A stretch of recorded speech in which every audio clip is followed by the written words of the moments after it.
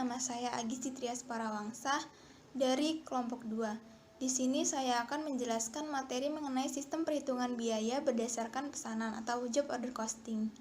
Job order costing atau biaya berdasarkan pesanan merupakan salah satu metode perhitungan biaya produksi untuk menentukan harga pokok produksi pada suatu perusahaan yang berdasarkan pada sistem order atau pesanan. Dalam sistem perhitungan ini, biaya produksi diakumulasikan untuk setiap pesanan yang terpisah. Jadi, jika suatu pesanan telah diterima, pabrik atau perusahaan akan membuat produk sesuai dengan spesifikasi masing-masing pesanan. Kemudian pada sistem ini, terdapat suatu lembaran biaya yang digunakan sebagai perincian mengenai suatu pesanan atau sering disebut juga dengan kartu biaya pesanan. Kartu biaya pesanan ini digunakan untuk mengidentifikasi biaya produksi agar diketahui hasil biaya tersebut terjadi karena produksi tertentu apa. Kemudian banyaknya atau sedikitnya kartu biaya pesanan ini dibuat sesuai dengan berapa banyaknya pesanan yang diterima. Kemudian karakteristik sistem perhitungan biaya berdasarkan pesanan ini yaitu produk yang dihasilkan perusahaan sesuai spesifikasi yang diinginkan pemesan. Kemudian, produksi dikalkulasi untuk setiap pesanan agar biaya pesanan dapat dihitung secara akurat.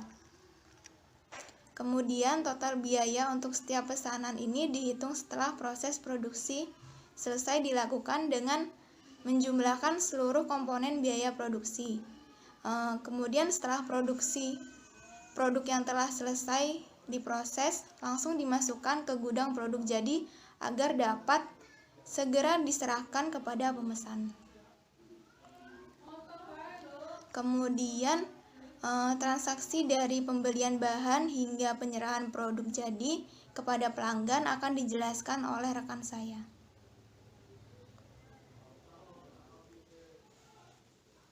Assalamualaikum warahmatullahi wabarakatuh. Nama saya Dede Nur Komariah. Di sini saya akan menjelaskan tentang pemakaian bahan. Berdasarkan prosedur kegiatan produksi untuk ketiga pesanan tersebut, Departemen Produksi melengkapi dokumen permintaan bahan, material requisition ke Departemen Gudang, baik untuk meminta bahan langsung maupun bahan tidak langsung. Setiap pengeluaran bahan dari gudang harus menunjukkan nomor pesanan, jenis, jumlah unit bahan yang diminta. Kebutuhan bahan untuk setiap pesanan dicatat di kartu pesanan yang pada gilirannya berfungsi sebagai buku pembantu. Penggunaan bahan langsung dicatat akun produk dalam proses, sementara bahan tidak langsung dicatat sebagai biaya overhead pabrik aktual. Sebagaimana contoh, pada tanggal 22 Desember 2010, nilai pemakaian bahan atas ketiga pesanan tersebut sebesar 52.940.000 dengan rincian untuk bahan langsung sebesar 45.511.000 dan bahan tidak langsung atau bahan penolong sebesar 7.430.000 dari nilai bahan langsung tersebut. Bahan langsung yang digunakan untuk P201 sebesar 10.100, P202 sebesar 15.170.000 dan P203 sebesar 20.241.000. Sementara dari nilai bahan tidak langsung, bahan penolong tersebut bahan tidak langsung, bahan penolong yang digunakan untuk P201 sebesar 1.650.000, P202 sebesar 2.480.000 dan P203 sebesar 3.300.000. Berikut ayat jurnal yang dibuat Departemen Akuntansi untuk mencatat penggunaan bahan, bahan langsung dan bahan tidak langsung. Tanggal 22 Desember, produk dalam proses atau bahan langsung itu didebit yaitu 45.511.000. Biaya overhead pabrik aktual itu didebit 43 juta. Untuk persediaan bahannya itu berada di kredit, yaitu sebesar 52.941.000. Selanjutnya yaitu pembayaran upah dan gaji. Pada tanggal 31 Desember 2010, perusahaan melakukan pembayaran upah dan gaji karyawan yang umum dilakukan secara periodik, mingguan, dan bulanan, yang mana pembayaran dilakukan oleh bagian kasir berdasarkan daftar upah dan gaji.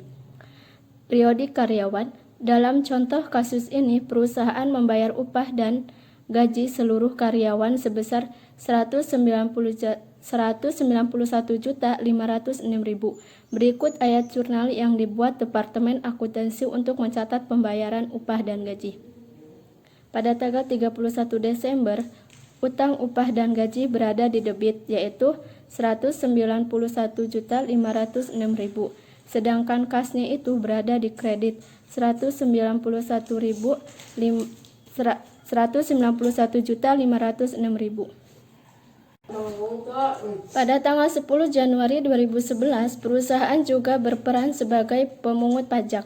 Berikut ayat jurnal yang dibuat Departemen Akuntansi untuk mencatat pembayaran pajak penghasilan karyawan PPh Pasal 21 sebesar 10.079.250 ke kas negara Bank Prebes.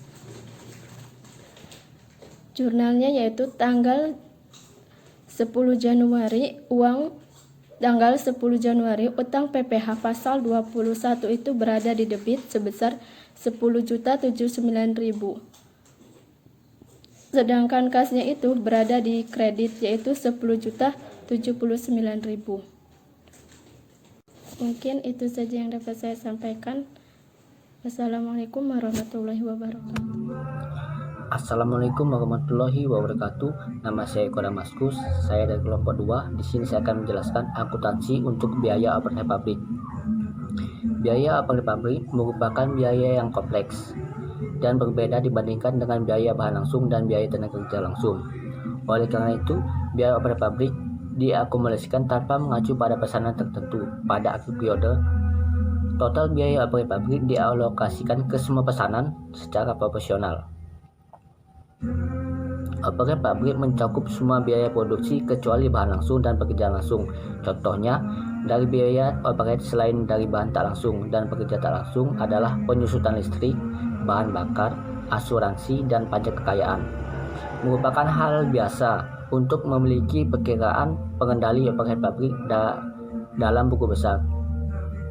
Meskipun operasional pabrik tidak dapat diidentifikasi secara khusus dengan pekerjaan tertentu, tapi operasional pabrik merupakan bagian yang sama biaya fabrikasi sebagaimana halnya bahan langsung dan pekerja langsung. Sejalan dengan meningkatnya penggunaan mesin dan otomasi, maka operasional pabrik mewakili bagian-bagian yang lebih besar dari total biaya. Sebagian jenis biaya operasional pabrik terjadi untuk keseluruhan pabrik dan tidak dapat secara langsung dihubungkan dengan produk jadi.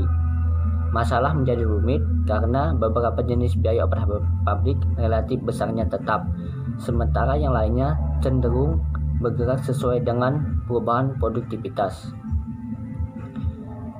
Dalam pembahasan mengenai BOP ada dua hal penting yang perlu diperhatikan, antara lain pembebanan biaya operasional pabrik ke dalam setiap pesanan dan pencatatan biaya operasional pabrik aktual. Yang pertama, pembebanan biaya operasional pabrik. Biaya operasional pabrik merupakan biaya yang sangat beragam dan kompleks sehingga sangat sulit untuk membebankan biaya ke dalam setiap pesanan.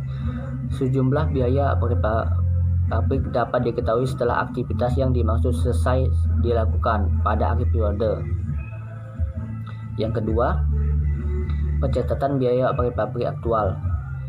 Biaya operasional pabrik yang sesungguhnya terjadi dalam periode tertentu selain bahan tidak langsung dan tenaga kerja langsung yang telah disebutkan sebelumnya. Mungkin itu saja yang dapat saya sampaikan. Selanjutnya akan dijelaskan oleh teman saya. Terima kasih. Assalamualaikum warahmatullahi wabarakatuh. Perkenalkan, nama saya Kuren Septiani dari kelompok 2, ingin melanjutkan materi yaitu akuntansi untuk produk jadi dan produk dalam proses akhir. Apabila proses produksi telah selesai dilakukan, produk jadi ditransfer dari departemen produksi ke gudang produk jadi. Untuk selanjutnya, dihitung besarnya biaya produk jadi untuk masing-masing pesanan. Biaya produk jadi untuk setiap pesanan dapat diketahui melalui kartu biaya pesanan yang berfungsi sebagai buku pembantu persediaan produk jadi. Selanjutnya ada contoh soal. Pada tanggal 31 Desember 2010, perusahaan telah menyelesaikan proses produksinya dan mentransfer produk pesanan ke gudang produk jadi. Nilai pesanan tersebut sebesar 119.223.000, yang masing-masing untuk pesanan P20 sebesar 47.725.000 dan P202 sebesar 71.498.000. Berdasarkan dokumen transfer produk jadi dari Departemen Produksi ke gudang produk jadi, berikut ayat jurnal yang dibuat Departemen Akuntansi. Ayat jurnalnya yaitu persediaan produk jadi sebesar 119.223, pada produk dalam proses biaya bahan langsung sebesar 25.275.000, produk dalam proses biaya tenaga kerja langsung 53.687.500, produk dalam proses BOP 47.265.000. Apabila pada akhir periode ada pesanan yang belum selesai pengerjaannya atau produk dalam proses, maka biaya produk dalam proses tertera di kartu biaya pesanan dapat berfungsi sebagai buku pembantu persediaan produk dalam proses yang nantinya akan diakumulasikan untuk tujuan pelaporan keuangan.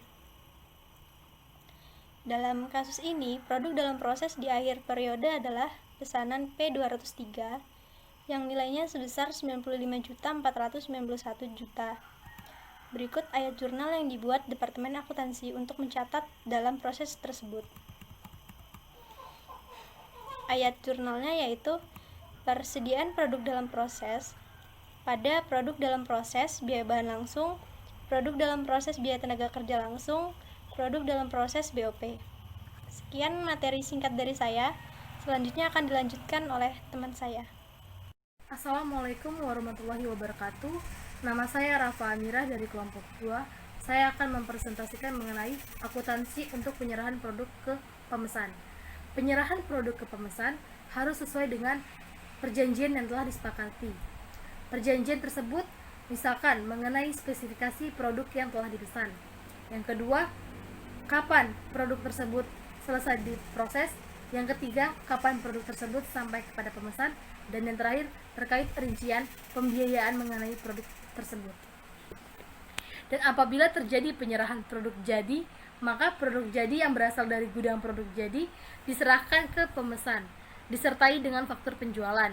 Dan setiap terjadi penyerahan produk jadi ke pemesan, maka kartu biaya pesanan dapat berfungsi sebagai buku pembantu beban pokok penjualan.